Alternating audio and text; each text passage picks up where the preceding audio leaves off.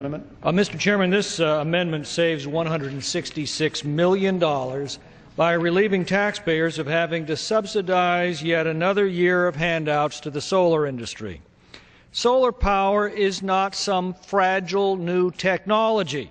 Photovoltaic electricity generation was invented by Edmund Bescarel in 1839, more than 170 years ago. And in more than 170 years of continuing research and development and technological advancement, not to mention untold billions of taxpayer subsidies, we have not yet invented a more expensive way to generate electricity. Yet we're perfectly comfortable telling our constituents that we're taking another $166 million from their families this year to throw at this 19th century technology for no particular reason other than it makes us feel good.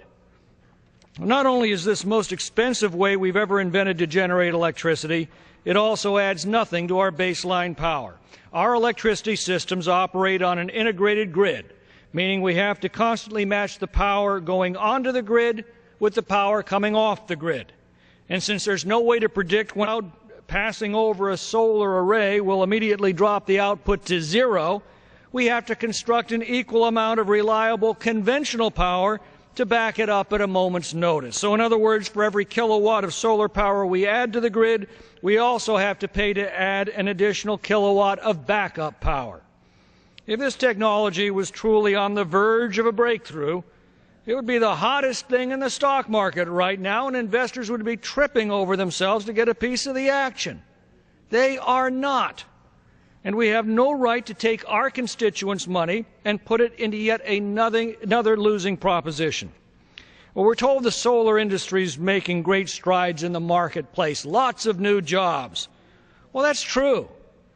But it's making those strides not on its own merit, but solely because we are hiding its true costs from consumers through massive tax subsidies that in turn we're borrowing from the Chinese. It's true that if you hand over $166 million of taxpayer money to certain solar corporations, well, those corporations are going to do very well financially. But their government-funded windfall comes at the expense not only of the hardworking Americans who are the source of this largesse, it comes at the expense of our ability to generate the most energy for the lowest price.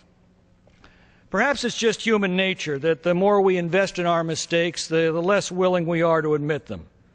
But with the mistakes of the last 30 years now contributing to the bankruptcy of our country and the impoverishment of our people, perhaps it's time to tell not only the solar industry, but every part of the energy sector, get off the public dole, compete on your own merit, and restore to consumers the accurate and unadulterated price signals that they need to make rational decisions in the marketplace. I yield back.